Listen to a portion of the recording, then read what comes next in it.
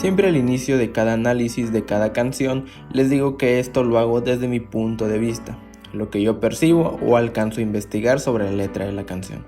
Sin embargo, en esta ocasión no les diré esto, ya que antes de que saliera el disco, el propio Tyler dio algunas entrevistas en donde nos contó un poco sobre su inspiración para escribir las letras y algunos de sus significados. Así que los dejaré con él en una entrevista donde nos habla un poco de Good Day. Si ya vieron la entrevista, les dejo por acá el minuto en donde pueden adelantar y escuchar mi interpretación. Sin más que decir, vamos con el video. Well,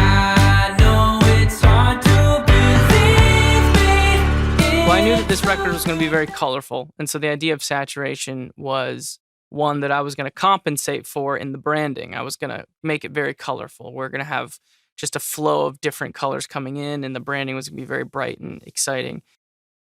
And then lyrically, talking about desaturation, this song is about getting to a place where if I were to lose everything, if I lost my wife and my kid, how would I in the first week react to that? And I think that what I would be is overly positive, like it's fine, there's a reason for everything, I'm okay. I even like put a specific time on it. Like I feel like a lot of stuff, anytime you go on vacation, something weird might happen, like someone comes down with some weird sickness. I've had a couple of weird things happen to my family while on vacation. And I don't know if that's just me or if other people have experienced that. Maybe you're in a new place, you don't have your rhythm normal and something happens. But the idea of, I was trying to put myself there, like how would I react to some terrible thing happening over, a vacation that we were all on. And it was a really dark place to go. And the fact that this song that's what it's talking about, is trying to wrestle with, in the lyric, the chorus is talking about how, would you say you depend on the weather? Because my sunshine is a buzz and a light. I'll be singing out. I know it's hard to believe me, but it's a good day. But, I really do feel like the vice of drinking and smoking, like I would just be like, no lid, let's go all in. I would just search for anything I could to compensate for that sorrow. I don't know. It's a really powerful thing to try to write about, something, almost projecting something that hopefully never happens. I feel like this song, Good Day, not only is it a great song to start a record, but it's also, I would imagine that there is a spectrum of grief. People talk about the stages of grief. And I would imagine that one of those stages would feel a little bit like this song, where you're just convincing yourself. You're talking to someone purely in denial. Absolute denial. Yeah. I wanted to try to put a timestamp on what that period of grief might feel like.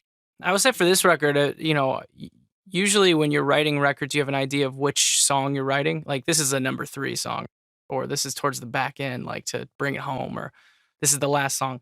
On this one, I knew that the song Good Day was going to be the first song on the record, and I knew the song Redecorate was going to be the last one. But everything inside there was it was more liquid and available to be moved around as the creation process happened. And so, and it's supposed to feel like that. It's supposed to feel like a flow of creativity rather than something very chronological, which in the past I've done some more chronological stuff, so. How did you know this was going to be the first song then? What made it so? It was so different than every other first song that I've ever done.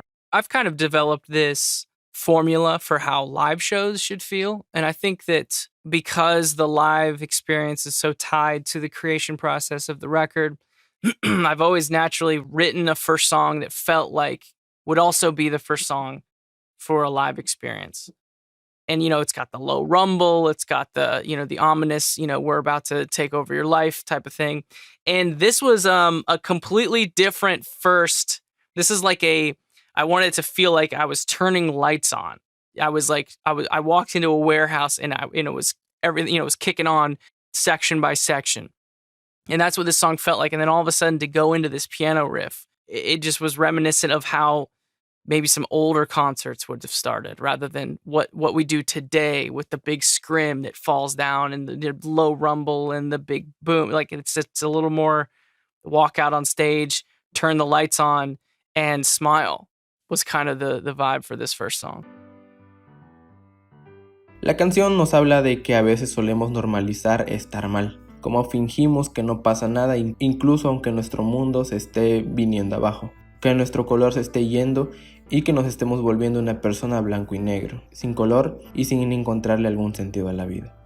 Cuando Tyler dice que su felicidad depende del clima, se refiere a que a veces somos felices o tristes por algo externo a nosotros. Cosas que no podemos controlar, como el clima, nos hacen tener un día bueno o malo. En esta parte, Tyler quiso meterse en el papel de la canción y se puso en la peor posición que puede estar, que es la de perder lo más valioso que tiene, su esposa Jenna y su hija Rosie. Se imaginó perderla a ellas y que su mejor amigo, Josh, lo demandara, quizás por sacarlo de la banda como 10 veces allá por el 2012. Ya en Car Radio, Tyler nos había contado lo importante que es mantener tu mente distraída en esos momentos de oscuridad, y en esta ocasión vuelve a hacer el mismo guiño pero con diferentes palabras. En esta ocasión cantando como si nada pasara y tratando de disfrutar el día, porque nunca se sabe cuándo vendrá el siguiente. Es como tener ansiedad, sabes que algún ataque de pánico es inminente, pero nunca sabes cuándo vendrá y solo queda estar alerta. Dándoles un resumen de la canción, Tyler nos dice que está bien estar mal, pero está mal fingir estar bien cuando estás mal. A mi parecer, este es un muy buen inicio del disco. Como el propio Tyler mencionó, esta canción le da la entrada que Scaled and Icy merece y prácticamente le da un avance de todo lo que se viene. Es un disco muy colorido con cosas bastante oscuras. Espero que el análisis les haya gustado. Ya saben que si es así, su like me ayuda mucho para que YouTube les siga recomendando mis videos a más gente. También te recomiendo que te suscribas al canal, ya que constantemente subo videos que te podrían interesar. Además de que eso me ayudaría mucho también, ya que más del 50% de las personas que ven mis videos no están suscritas al canal. Por acá te dejo mi usuario de Instagram para que me sigas si gustas. En la descripción están los links directos. Una vez más te recuerdo que yo soy Blurry Fake y nos vemos en la próxima.